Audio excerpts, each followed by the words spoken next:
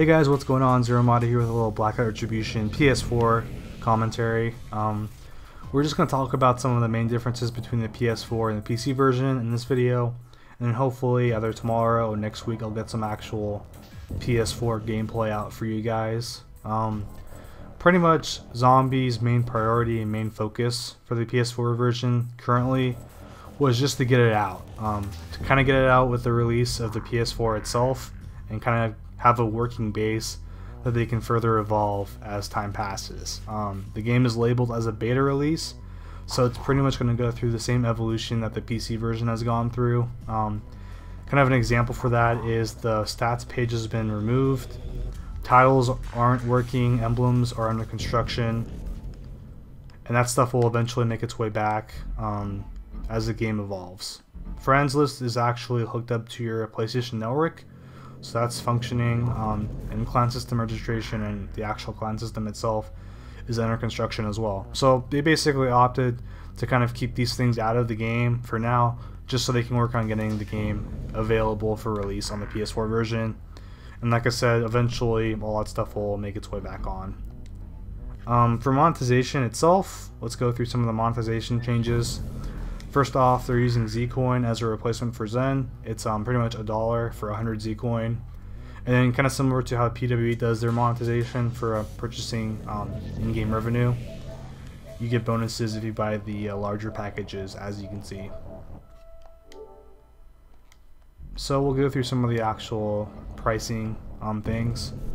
For heroes, it's pretty much the same as it is in PWE's version or the PC version. $10 to $20 per hero, no chance packs, nothing like that. Pretty much straight up flat cost for all of them.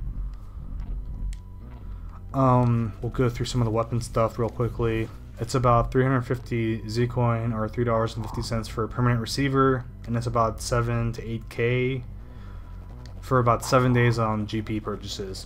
Keep in mind, you cannot buy anything permanently with GP as of now. Kind of Zombies have been saying that they're kind of using this as a test bed currently. They're kind of looking at analytics and kind of the metrics for the market. Eventually there will be some kind of a GP permanent option for buying parts and items that'll come out in the future. So this is their first time doing this stuff, and from what they said, they're kind of just making sure that they do it right. But kind of one of the major changes is some of the weapon parts. In the PC version, it takes about $4 worth of Zen to perm an item. In the PS4 version, it takes about 75 cents to $1 to perm anything that's a weapon part, which is a huge change. And then it's about 2,600 to about 3,000 GP to 7-day rent any of the actual parts itself. So that's probably the major difference.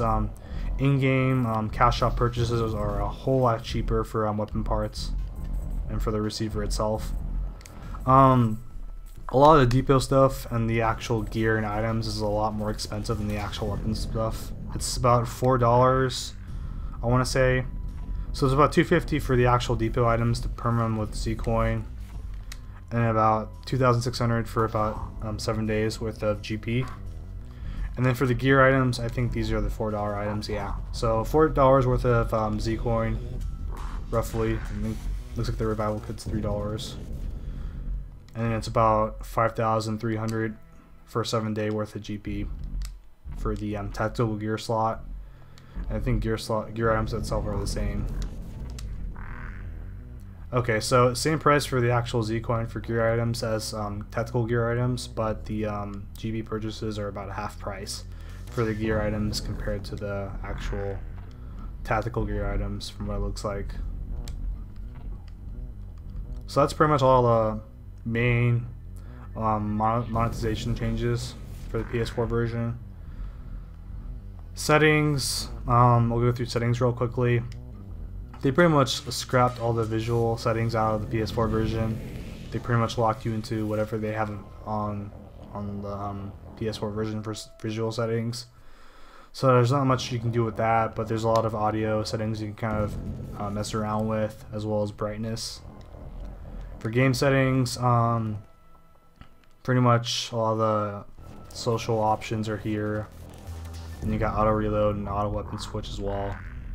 For controls, you have your crosshair settings at the bottom, and then you have your sensitivity in the middle, and you have some of your actual controls for like toggling, crouch, and ADS and stuff like that.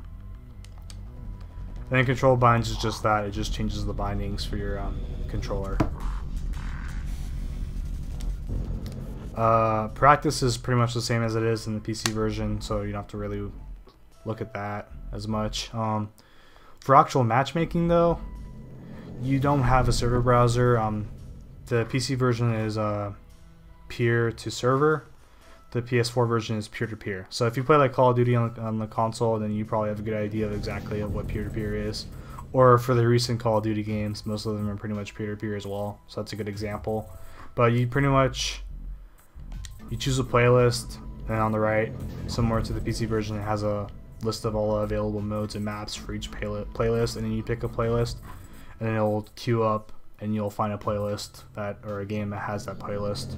And then similar to Call of Duty, you have like host migration. So if a player that's hosting the game drops, it takes about 20 seconds and it actually rotates the host to someone else who's actually still in the game. So that's kind of the main difference for actual networking for the game. I think that's pretty much it though. For actual in-game stuff, a lot of it's left untouched. The sounds have changed on all the receivers. And there's actual first-person spectate, which you can probably look at once I get a video of that going. So look forward to that as well. And I think that's pretty much it. If you have any questions or comments, or you want to know more about some of the changes, leave a comment down below. And thanks for watching as always, guys. Much appreciated.